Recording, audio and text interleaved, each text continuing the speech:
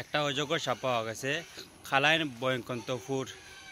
এটা মুখ মানে উচ্চারণ করতে পারেন না, মানে খালাইন ওদিকেও পাওয়া গেছে একটা অজগর সাপ ঘরের ভিতরে। যে বড় সাপটা ফ্লাডের মধ্যে ফ্লাড হয়েছে আনি, আর সব দিকে তো জল আইছে।